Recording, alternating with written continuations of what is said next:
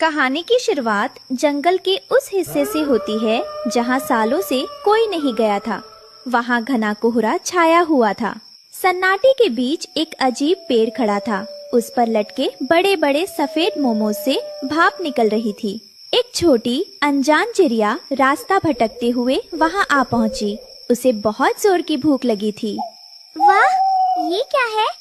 हाँ, इतनी अच्छी खुशबू, और ये फल तो बिल्कुल मोमोज जैसा दिख रहा है। भगवान ने मेरी सुन ली। चिड़िया धीरे धीरे पेड़ के करीब गई। पेड़ एकदम शांत था, जैसे सो रहा हो। आओ, मेरे पास आओ नन्हे मेहमान। भूख लगी है ना? ये लो गर्मा गर्म खाना। अरे, ये पेड़ तो मुझे बुला रहा है। जरूर ये कोई जादुई पेड़ है। मैं एक मोमोज खाकर देखती हूँ। चिड़िया ने जैसे ही एक डाल पर बैठकर मोमोज पर चोंच मारी। अरे, ये क्या? मेरी चोंच चिपक गई। मेरे पैर नहीं उठ रहे। छोड़ो मुझे। बेवकूफ पक्षी, मोमोज खाने आई थी, अब तुम मेरा भोजन बनोगी। अचानक पेड़ की टहनियाँ सांपों की तरह लिपटी और उस चिड़िया को चारों तरफ से जकड़ लिया। पेड़ ने अपना मुंह खोला और उसे निगल गया। चिड़िया खाकर पेड़ ने अपनी टहनियाँ वापस सीधी कर ली और फिर से एक साधारण शांत पेड़ बन गया। ये तो बस नाश्ता था। अभी कोई बड़ा शिकार आना बाकी है।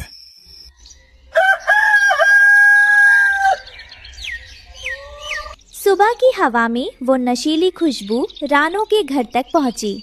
बच्चे खुशबू सूंघकर मचलने लगे। माँ, ये कैसी खुशबू है? ऐसा लग रहा है कहीं दावत चल रही है। हमें वहाँ जाना चाहिए। नहीं मेरी प्यारी बेटी, रुक जाओ। अपनी चोंच को इस खुशबू से फेर लो। ये महक सामान्य नहीं है। ध्यान से देखो, ये जंगल के उस घने और अभिशप्त कोने से आ रही है जहाँ सालों से सूरज की एक किरण तक नहीं पहुँची। प्रकृति का नियम है कि मीठे फलों के लिए हमें कड़ी मेहनत करनी पड़ती है, पर ये खुशबू तो खुद चलकर हमें बुला रही है।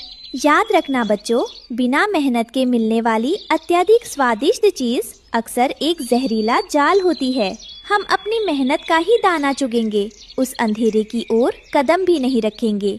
रानो चिड़िया अपनी चोंच में एक पत्तों से बनी बाल्टी दबाए नदी किनारे पानी भरने आई थी। तभी वहाँ कालू कौवा हवा में जोर जोर से नाक सिकोड़ते हुए उतरा।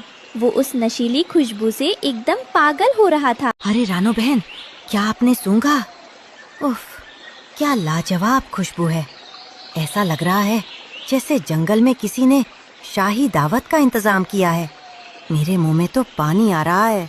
हाँ कालू भैया, खुशबू तो मुझे भी आ रही है, लेकिन ध्यान दीजिए, ये खुशबू जंगल के उस अंधेरे कोने से आ रही है जहाँ सूरज की रोशनी भी नहीं जाती। मुझे ये किसी खतरे की घंटी लग रही है।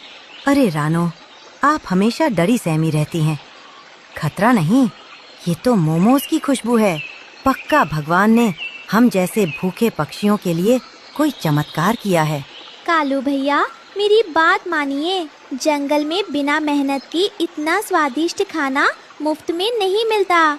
ये कोई जाल भी हो सकता है। कृपया वहाँ मत जाइए। आप अपनी नसीहत अपने पास रखिए रानो बहन। आप यहाँ नदी का फीका पानी पीजिए। मैं तो चला भोजन खोजने। कालू कौवा भोजन की तलाश में उड़ रहा था। तभी उसकी नाक में वो खुशबू गई। उसका लालच जाग उठा। आहा, ये तो शाही मोमोज की खुशबू है। रानो तो डरपोक है। मैं तो आज पेट भर के खाऊंगा। कालू उस रहस्यमयी पेड़ के पास पहुंचा। पेड़ बहुत सुंदर लग रहा था, लेकिन जमीन पर अजीब सी शांति थी। वहाँ कुछ पुराने पंख और हड्डियाँ पड़ी थी, जिन पर कालू ने ध्यान नहीं दिया। वाह, कितने बड़े मोमोज हैं और एकदम गर्मा गर्म। भगवान ने आज मेरी सुन ली। कालू एक डाल पर बैठ गया। उसके सामने एक बड़ा मोमोज लटक रहा था। जैसे ही उसने मोमोज खाने के लिए चोंच मारी, एक अजीब घटना हुई। कालू की चोंच मोमोज से चिपक गई। वह मोमोज आटा नहीं, बल्कि एक बहुत ही मजबूत गोंद था। मेरी चोंच नहीं खुल रही। तभी पेड़ अचानक जिंदा हो गया।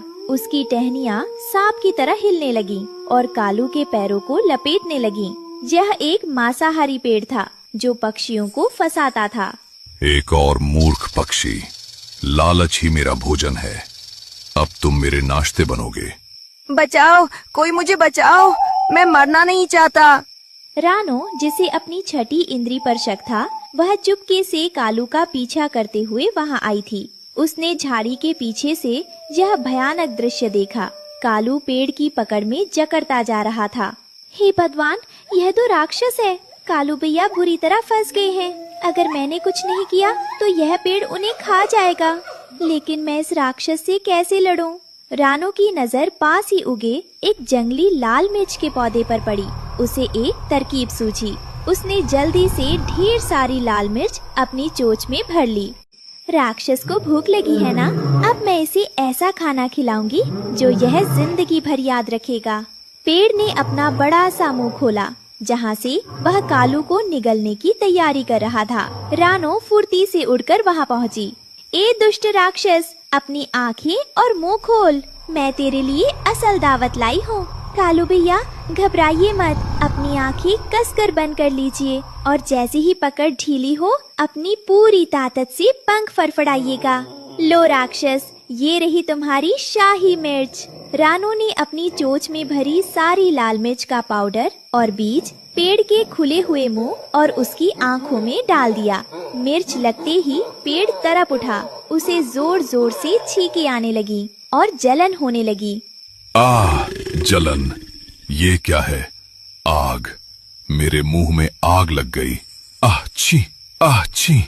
दर्द के मारे पेड़ की पकड़ ढीली पड़ गई। उसकी टहनियाँ झटकने लगीं। जैसे ही पकड़ ढीली हुई, कालू नीचे गिर गया। उसकी चोट से वह चिपचिपा मोमोस छूट गया। रानो ने तुरंत कालू का पंख पकड़ा। कालू भैया, जल्दी उड़िए, इससे पहले कि वह संभले हमें भागना होगा।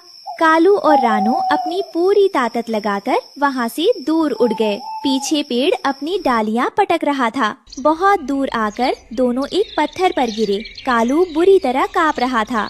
उसकी आंखों से आंसू बह रहे थे। उसे विश्वास नहीं हो रहा था कि वह जिंदा है। रानो बहन, आज तुमने मुझे नई जिंदगी दी है। मैं लालच में अंधा हो गया था। अगर तुम नहीं होती तो मेरे बच्चे आज अनाथ हो जाते। शांत हो जाइए कालू भैया, अब खतरा टल गया है। आज कुदरत ने आपको दूसरा जीवन दिया है। मैंने आपसे कहा था ना कि जान बची तो लाखों पाए। जो चमकता है वो हमेशा सोना नहीं होता और जो महकता है वो हमेशा भोजन नहीं होता। लालच एक ऐसा पर्दा है जो हमारी आंखों के सामने की खाई को भी छिपा देता है। आज के बाद कभी भी किसी ऐसी चीज पर भरोसा मत करना जिसके लिए आपने पसीना ना बहाया हो। चलिए अब घर चले, आपके बच्चे आपका इंतजार कर रहे होंगे। कालू ने उस दिन कसम खाई कि वह कभी किसी अनजान चीज के लालच में नहीं आएगा। उस डरावने पेड़ की कहानी पूरे जंगल में फैल गई और फिर कोई पक्षी उधर नहीं गया।